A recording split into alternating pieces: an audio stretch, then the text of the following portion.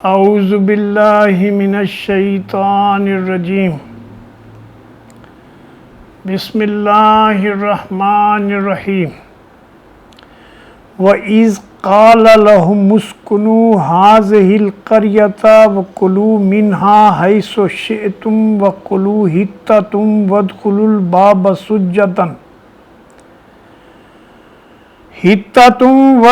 الْبَابَ سُجَّدًا نَغْفِرْ لَكُمْ خَطِيئَتِكُمْ سَنَزِيدُ الْمُحْسِنِينَ فَبَدَّلَ الَّذِينَ ظَلَمُوا مِنْهُمْ قَوْلًا غَيْرَ الَّذِي قِيلَ لَهُمْ فَأَرْسَلْنَا عَلَيْهِمْ رِجْزًا مِنَ السَّمَاءِ بِمَا كَانُوا يَظْلِمُونَ۔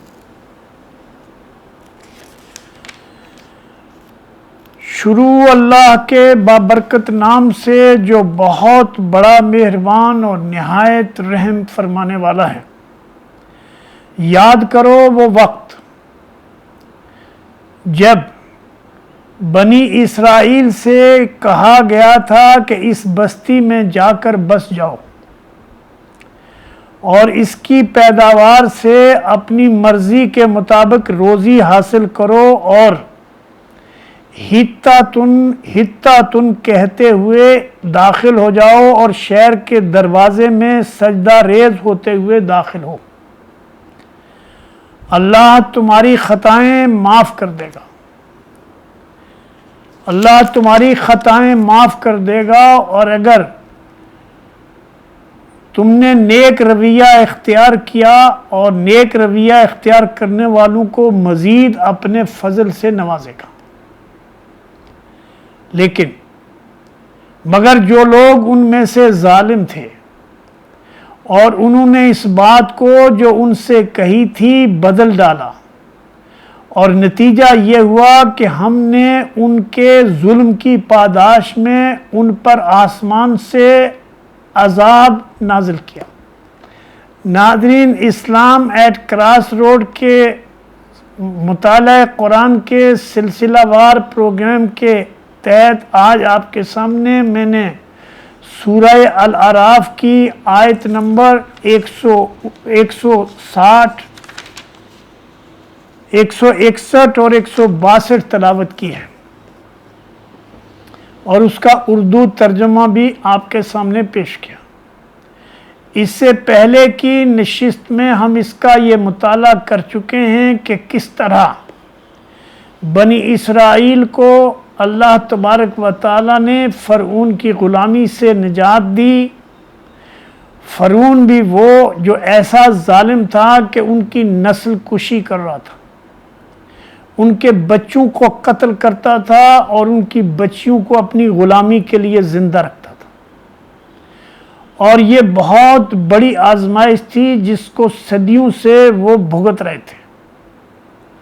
موسیٰ علیہ السلام کے ذریعے اللہ تبارک و تعالیٰ نے اپنا رسول بھیج کر، ان کے لیے کتاب بھیج کر ان کو ہدایت کی طرف دعوت دی، فرعون کو غرق کیا اور ان کو سمندر پھاڑ کر راستہ بنایا، پھر صحرائے سینا میں ان کے اوپر سایہ بان کیا، بادلوں کا سایہ بان کیا، اور ان کو آسمانوں سے من و سلوہ ان کے لیے اتارا۔ لیکن ایسی نافرمان اور ایسی ناشکر گزار قوم تھی کہ اللہ کی نعمتوں کو پانے کے بعد پانی کا چشمے ان کے لیے جاری کیے، 1 نہیں، 2 نہیں، 5 نہیں، بلکہ 10 کے 10۔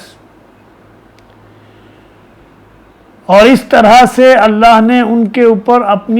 اپنی رحمتوں کی انتہا کر دی۔ لیکن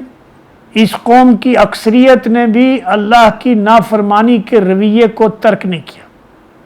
اور آخر میں کہنے لگے کہ موسیٰ، یہ جو خوراک ہم کو آسمانوں سے مل رہی ہے، یہ ہم اس کو کھا کھا کے تنگ آ گئے ہیں، ابھی ہمیں مرچ مسالے والا کھانا چاہیے جس میں سبزیاں ہوں، لہسن ہو، پیاز ہو۔ موسیٰ علیہ السلام نے کہا، تم کیسے لوگ ہو کہ اللہ کی پاک اور اعلیٰ چیز کے مقابلے میں جو کمتر چیز کو تم پسند کرتے ہو، اور وہ بھی جو مصر میں غلامی کے دور میں تمہیں حاصل تھی، اور اب تمہیں وہ غلامی کے جو دور ہے پھر تمہیں دوبارہ یاد آ رہا ہے، اور بجائے اس کے کہ تم اس بات کے شکر گزاری کرو کہ اللہ نے تمہارے اوپر کتنی نعمتیں کی ہیں، تمہارے سامنے جو تمہارا سب سے بڑا دشمن تھا اس کو برباد کیا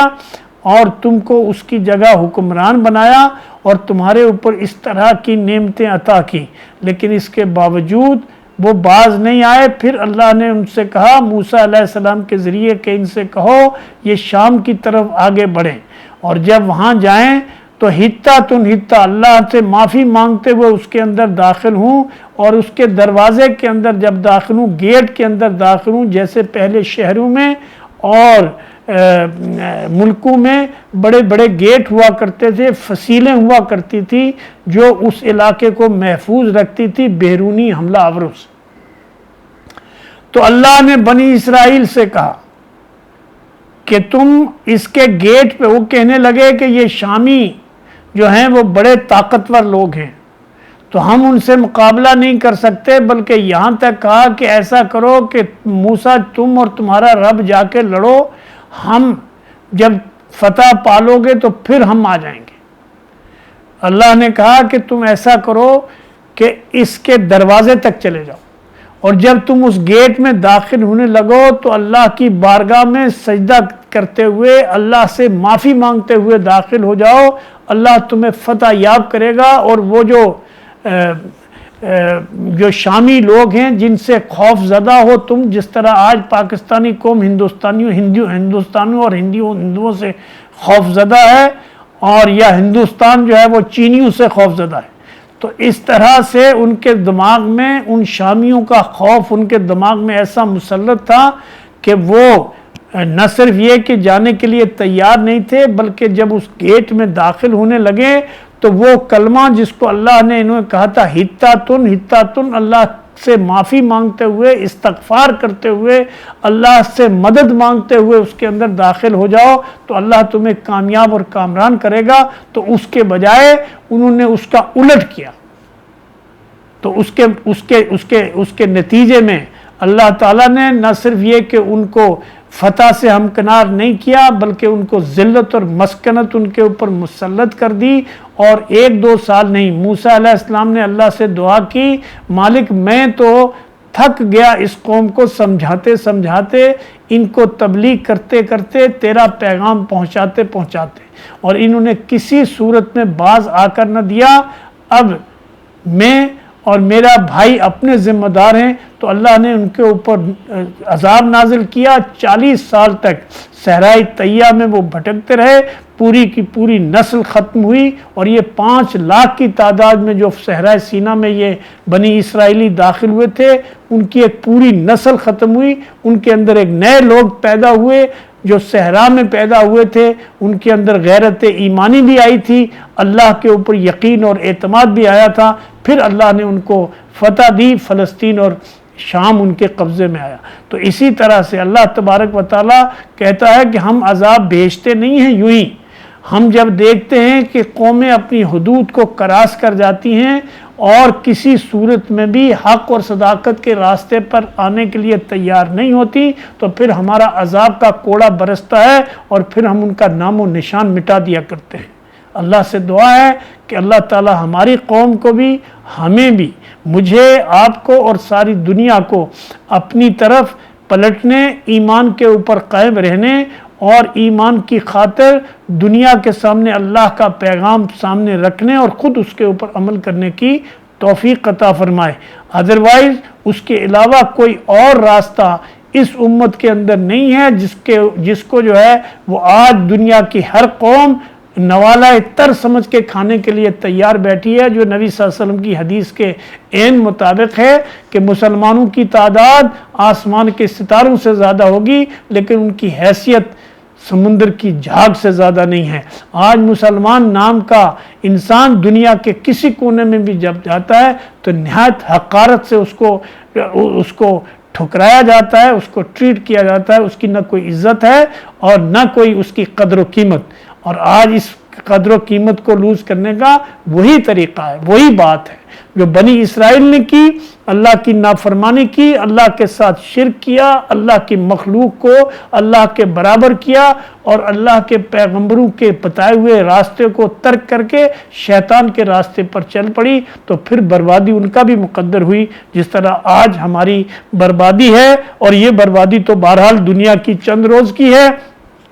मौत आएगी और मौत के बाद एक नई जिंदगी है। उस जिंदगी की का असल बात है, वो जिंदगी है जो क़यामत के बाद बर्पा होने वाली है और वो हमेशा की जिंदगी है। और कामयाबी, उसकी कामयाबी असली है। दुनिया की जो कामयाबी है ये वक्ती और हंगामी है, इसकी कामयाबी को इस्तक़लाल नहीं है, इस्तिक़ामत नहीं है। हम देखते हैं कि दुनिया में आज एक कौम होती है, कल दूसरी है, परसों तीसरी है, और इस तरह से अल्लाह फरमाता है कि हम कौमों के दरमियान इक़्तिदार और ताकत बदलते रहते हैं और हम कौमों को एक दूसरे के ज़रिए भी बर्बाद करते रहते हैं ताकि उनके दुनिया में फसाद जो है वो हद से ज़्यादा न बढ़े। तो अल्लाह से दुआ है मुझे, आपको और सारी दुनिया को अल्लाह अपनी तरफ पलटने, अल्लाह की किताब और अल्लाह के रसूल सल्लल्लाहु अलैहि वसल्लम की सुन्नत की तरफ पलटने की तौफीक दे। और जो आज जो फितना और फसाद इस उम्मत के अंदर बर्बादी का इसके ऊपर मुसल्लत है, इससे निकलने की तौफीक अता फरमाए। अक़ूलु क़ौली हाज़ा अस्तग़फ़िरुल्लाह ली व लकुम व साइरिल मोमिनीन।